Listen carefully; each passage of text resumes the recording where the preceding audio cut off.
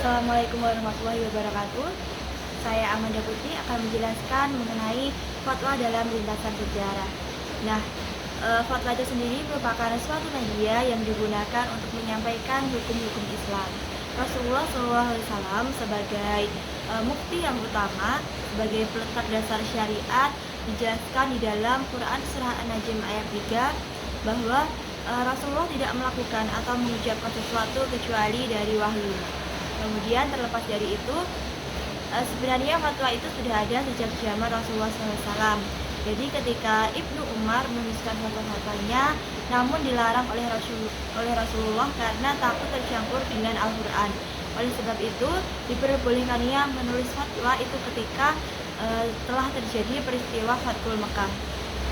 Nah, kemudian Ibnu Qayyim dalam kitabnya Al-I'lam Al-Mawaqir menyatakan bahwa institusi fatwa diperkenalkan oleh Nabi sendiri sejak Islam mulai berkembang ke daerah lain. Beliau bersedia menjawab pertanyaan-pertanyaan yang diajukan kepadanya dan membuat keputusan hukum terhadapnya. Kemudian jawaban atas fatwa tersebut didasarkan pada kitab Allah atau kadang-kadang didasarkan pada ijtihad Nabi sendiri sesuai bimbingan dengan petunjuk dari Allah Subhanahu wa taala. Bentuk yang kedua inilah yang kemudian disebut sebagai hadis. Nah, setelah Nabi SAW wafat, tugas berfatwa tersebut dilanjutkan oleh para sahabatnya. Fatwa tersebut kemudian dikenal dengan fatwa sahabi. Pada masa ini, materi fatwa dibagi menjadi dua bentuk, yaitu yang pertama fatwa yang materinya merupakan pengulangan kembali dari penjelasan dari Al-Quran dan Sunnah. Nah, yang kedua yaitu fatwa yang materinya merupakan hasil ijtihad para sahabat.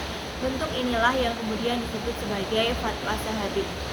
Pada masa Abu Bakar, ketika Nabi wafat, hampir terjadi perebutan kekuasaan antara kaum Ansor dan kaum Muhajirin pasca wafatnya Nabi saat terjadi pertemuan di Bani Sa'adah untuk membahas siapa pengganti Nabi SAW. Meski situasi mencekam, permasalahan tersebut bisa teratasi berkat terpilihnya Abu Bakar secara demokratis. Persoalan hukum yang tercatat dalam masa sejarah pemerintahan Abu Bakar adalah persoalan waris. Saat itu terdapat seorang nenek yang datang menyatakan peraturan hukum tentang hak waris. Ya, masalah lain muncul ketika sebagian umat Islam keberatan dengan pembayaran zakat. Abu Bakar memerintahkan agar para pemberontak tersebut dimusnahkan karena dianggap sebagai murtad. Nah, pada masa Umar bin Khattab sangat terkenal dengan ijtihad pribadinya. Ijtihad Umar bin Khattab unggul karena inovatif, kekinian dan memberikan solusi untuk menghadapi tantangan-tantangan baru yang muncul di masyarakat akibat asimilasi budaya yang terjadi akibat perluasan Islam. Bahkan pada masa Islam setelah Umar, mereka menjadi pemimpin kelompok yang banyak menggunakan akal dalam menerapkan syariat Islam. Kemudian mengenai dinamika fatwa di era sahabat, yang pertama yaitu Umar bin Khattab melarang sahabat senior untuk meninggalkan Madinah kecuali dalam keperluan mendesak. Hal ini supaya mudah mengadakan ijma untuk memutuskan permasalahan yang diperselisihkan. Kemudian problematika selanjutnya pada masa Utsman, penaklukan bertambah luas, maka beliau membolehkan para sahabat mendiami daerah taklukan penduduk daerah yang banyak meminta fatwa kepada para sahabat dan meriwayatkan hadis serta mereka belajar dari mereka, jadi para sahabat. Dari segi pengetahuan tentu para sahabat tidak sama juga hafalan mereka. Di samping itu, daerah taklukan tersebut berbeda adat istiadatnya, situasi sosial ekonomi, kondisi kehidupan. Setelah masa sahabat berakhir, kegiatan berfatwa dilanjutkan oleh para tabi'in. Nah, pada era tabi'in ini yang dimaksud dalam tulisan ini adalah masa peralihan kekuasaan pemerintahan ke tangan Bani Umayyah yang dipimpin oleh Muawiyah bin Abi Sufyan sampai kurun waktu kurang lebih 2 abad Hijriah. Nah, berakhirnya kerajaan Bani Umayyah. Generasi ini adalah mereka yang sempat berguru kepada tokoh-tokoh keilmuan dari generasi sahabat. Proses transformasi keilmuan yang berlaku antara sahabat dan tabi'in terjalin berdasarkan metode periwayatan atau dinukil, baik secara langsung maupun tidak langsung. Secara langsung berarti tabi'in mendengar atau berguru kepada para sahabat mengenai keputusan hukum dan fatwa yang dikemukakan sahabat.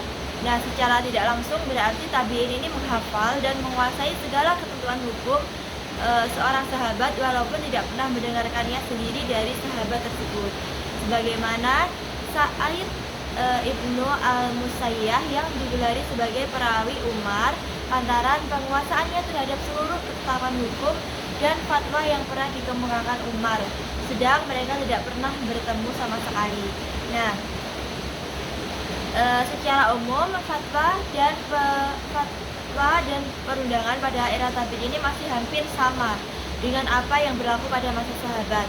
Metode fatwa yang saat ini berkembang berdasarkan produk pemikiran dua ulama kontemporer di dunia Islam berdasarkan Yusuf Al-Qaradawi dan Wahabah Az-Zuhaili.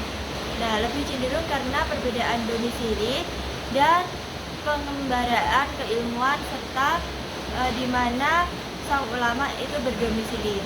Problematika fatwa yang muncul ke permukaan diantaranya mengenai mujtahidnya sendiri dan mukallidnya. Faktor-faktor pengubah fatwa menurut Yusuf Al-Qaradawi terdapat 10 hal, yaitu yang pertama perubahan tempat, kemudian perubahan waktu, perubahan kondisi, perubahan tradisi, perubahan ilmu pengetahuan, kebutuhan manusia, kemampuan manusia, perubahan sosial, politik dan ekonomi, perubahan pendapat dan pemikiran serta musibah yang terjadi. Kemudian perkembangan hukum Islam dari masa ke masa senantiasa berkelanjutan sampai era sekarang, era kontemporer, di mana hukum Islam senantiasa menjadi hukum yang dinamis tanpa meninggalkan sumber utama yaitu Al-Quran dan Hadis. Walaupun perbedaan dalam produk ijtihad itu terjadi perbedaan. Sekian dari saya, terima kasih. Wassalamualaikum warahmatullahi wabarakatuh.